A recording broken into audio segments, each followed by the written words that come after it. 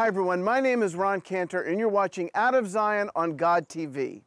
Now, I'm going to mention a date, January 18th, and then I'm going to come back to it. Just hang on for a minute.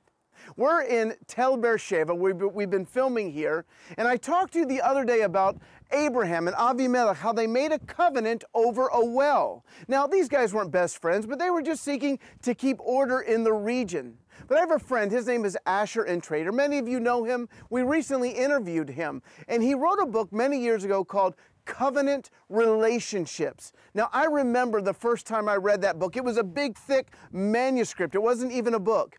And we took the course in 1987 that he was teaching for the first time. And it was so deep that we would literally stop him in the middle of teaching and say, just give us a few minutes to absorb this. And he wrote about the idea of covenanting together. You see, in ancient times, a covenant was ironclad. But he took it further than that. He talked about Yeshua and his disciples, the covenant that Yeshua made with them as he groomed them, as he loved them, as he raised them up. And he said that Yeshua's goal, of course, was to raise them up as leaders, to send them out. They became apostles, did miracles, preached the gospel all over the world.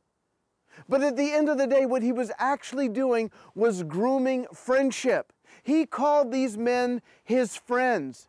And when we speak about a genuine covenant, not like Avimelech and Abraham, but of deep friendship, I think of David and Jonathan. David and Jonathan, particularly Jonathan, had an incredibly deep friendship and covenant. In fact, it was so powerful that Jonathan was able to say to David, he took his robes, his royal robes, put them on David, even as Saul was trying to kill David, and he said, I know that you will be king in my place instead of me. Now that's incredible humility, and that shows that Jonathan's friendship with David, his covenant with David, was far more important than anything else, than his own agenda. So I mentioned earlier January 18th. I told people that I couldn't wait for January 18th. Why is that? I had been in the States for 2.5 months. We were ministering. I was supposed to go to Brazil. We had some medical issues, had to cancel a lot of ministry. And I knew on January 18th, I would be able to sit down with the elders of Tiferet Yeshua, with whom I serve, and we were going to have an elders meeting. We eat a little bit, we pray a little bit, we talk about important things. Why was I so excited?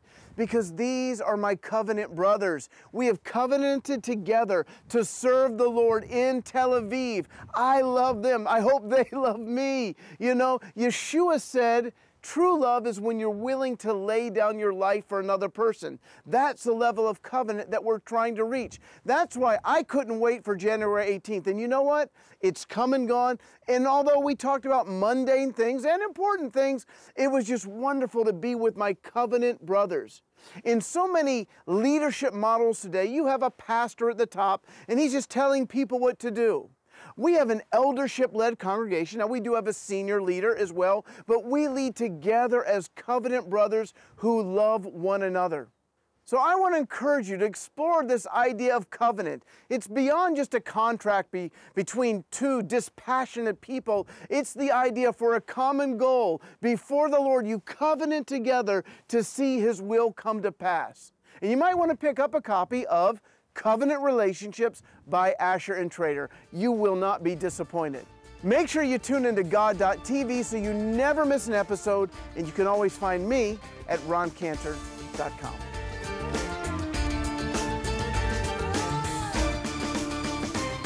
Please follow Ron on Twitter and Facebook at Ron S. Cantor to find out more about Ron and his ministry. For more information on God TV and the Out of Zion programs, or to view these programs again, go to god.tv/Zion.